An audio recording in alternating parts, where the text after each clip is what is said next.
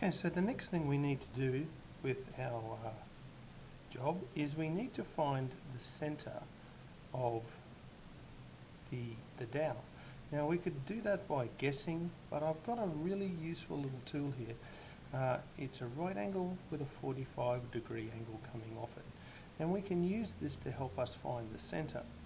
All I do is I place and hold so that the 45s are hard up against the edges of my block, and then I just simply rule a line, turn it a little bit, making sure I have it all nice and square, rule the line one more time, and we can see right here where all of the lines meet, so that is going to be my center.